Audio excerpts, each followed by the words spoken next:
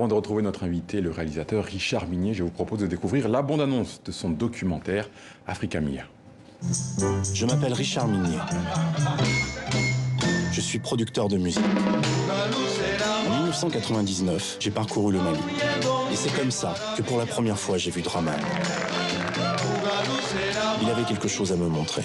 Ce fut la première fois que Draman me parla du groupe. Las Maravillas de Mali. C'était fait à Cuba. À Cuba, ça? À Cuba. C'est le seul groupe qui soit envoyé à l'extérieur pour apprendre la musique. Fidel, il est venu vous voir. Il est venu comme ça vers 2h du matin. En fait, c'est le Tché qui a fait l'interprète. Qui a fait l'interprète. Ah ouais, nous. Et là, le premier groupe africain, afro-cubain.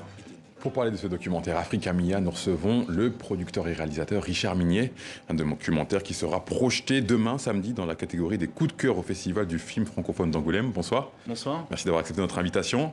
Vous avez tourné pendant près de 20 ans à Bamako, à la Havane, en passant par Abidjan, en gardant un objectif, faire vibrer de nouveau les Maravillas de Mali. Comment est né ce projet ? En fait, je suis parti en 1999 en voyage en Afrique. Donc c'était un voyage plutôt vacances. Et je suis allé au Mali et en Côte d'Ivoire. Et à mon retour, pour rentrer en France, quelques jours avant d'entrer en France, j'étais à Bamako. Et en fait, dans un maquis, un soir, j'ai vu un groupe qui jouait de la musique plutôt type afro-cubaine. Et tout de suite, mon œil s'est déporté sur le flûtiste, que j'ai trouvé un peu à part. Et j'ai trouvé qu'il était très cubain. Donc vu que je suis producteur de musique, je me suis intéressé à lui et je suis allé lui dire « mais vous faites de la musique cubaine ici ?» Et il m'a dit « mais oui, moi je suis parti à Cuba dans les années 60 ». Et cette phrase a tout déclenché. Il y a un fil rouge dans ce documentaire, hein. C'est le leader des Maravillas de Mali, Bokana Maïga, son chef d'orchestre, dernier survivant du groupe. Ça a été difficile de le convaincre de participer à cette aventure et quel levier vous avez utilisé finalement pour l'amener avec vous dans ce projet fou? La patience, un peu de diplomatie aussi, parce que je pense qu'au début, il n'avait pas très envie de se pencher sur cette partie de son passé, parce que le groupe s'est séparé dans des conditions un peu difficiles, et par rapport à la relation qu'il avait avec ses ex-camarades, c'était un peu compliqué. Mais je pense que l'envie et la relation aussi qu'on a eue pendant ces années ont fait que tout d'un coup, la confiance, elle s'est gagnée mutuellement, et il y a eu une envie aussi de faire renaître ce projet, malgré un peu des débuts un peu difficiles, on va dire, entre nous. Voilà. On va parler des Maravillas de Mali, 10 jeunes de 6 régions qui se retrouvent dans les années 60 à Cuba pour apprendre de la musique. Il y a la politique finalement qui est au début de cette très belle histoire. Il y a la politique qui est au début, la géopolitique, puisqu'on est en 1964, donc 4 ans après la décolonisation du Mali, et l'envie aussi pour les peuples africains de s'ouvrir avec les relations avec Cuba, l'URSS, et donc ces jeunes Maliens qui ne se connaissent pas vont partir vivre une aventure pendant 10 ans pour, à la base, apprendre la musique cubaine.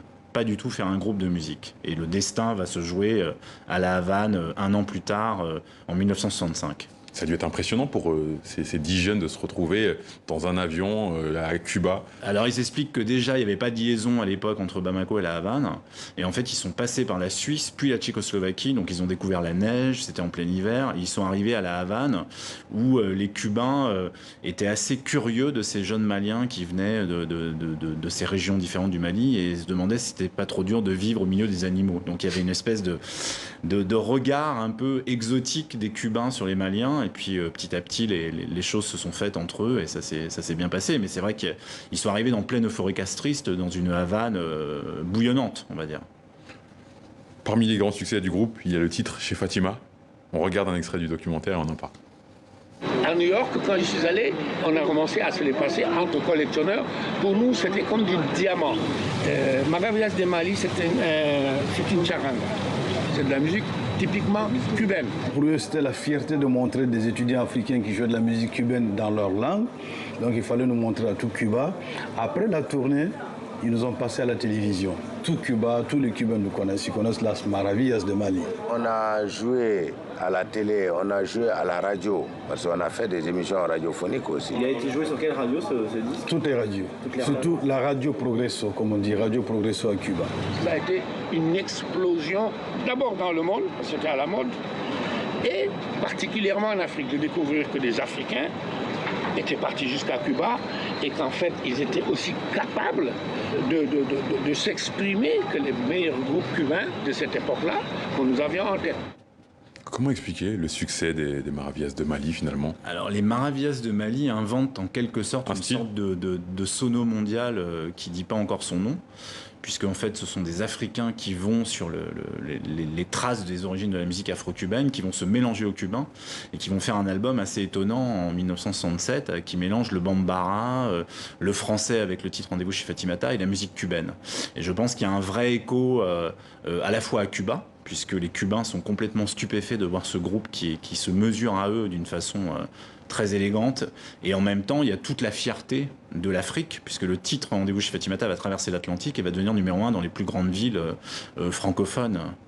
Et les Maravillas font des belles rencontres durant leur séjour à La Havane. Fidel Castro, Che Guevara, juste ça. Ouais, il y a Mustapha qui à un moment raconte une anecdote comme quoi les officiels sont venus un soir voir ces jeunes Maliens qui arrivaient pour essayer de voir un peu comment ça allait se dérouler leurs études. Ils étaient logés et nourris dans blanchis dans une grande villa dans le quartier des ambassades. Ils avaient un lieu pour répéter, donc c'était quand même une vie assez fantastique pour ces jeunes étudiants. Et après toutes ces années cubaines, il y a un retour difficile au Mali pour les membres du groupe. Est-ce qu'on peut dire que les Maravillas de Mali sont morts à Cuba, sont nés à Cuba et sont morts à Cuba? En quelque sorte, oui, ils sont victimes de la géopolitique, c'est-à-dire qu'ils partent aussi parce qu'il y a des colonisations et ces échanges entre Cuba et l'Afrique. Et en fait, quand ils reviennent, c'est une coup d'État au Mali. Et... Voilà, ils reviennent pour essayer de populariser leur groupe et la musique qu'ils ont créée là-bas. Et l'accueil est vraiment très dur. Donc en fait, la carrière des Maravillas de Mali en tant que telle s'arrête effectivement à La Havane. Il y a beaucoup d'émotions quand le leader des Maravillas de Mali revient à La Havane, 45 ans. Mais on voit que malgré cette émotion, il reste très exigeant. Le maestro, c'est le maestro. Donc à La Havane, il est considéré comme tel. C'est un grand musicien, un grand producteur. Et je pense que dès que j'ai réussi à le convaincre et que j'ai pu le ramener en 2016 à La Havane, il s'est remis dans la peau de ce jeune étudiant qui était devenu un grand chef d'orchestre. Et il a remis tout en marche en écrivant les partitions, en donnant les partitions aux musiciens cubains qu'il avait croisés 45 ans plus tôt. Donc c'était assez incroyable. C'était difficile pour vous de conclure ce documentaire, parce qu'il y a plusieurs membres malheureusement qui sont décédés entre le début du documentaire et la fin, Aliou, Draman, Mustapha. Mon envie première et qui a été jusqu'au bout, c'était en fait de les ramener à Cuba, de remonter ce groupe et de pouvoir faire de ce groupe, de leur laisser une trace dans l'histoire. Donc le destin a fait effectivement que la durée du documentaire a duré 20 ans et qu'à la fin il n'y a plus que Boncana Maïga que j'ai ramené à La Havane.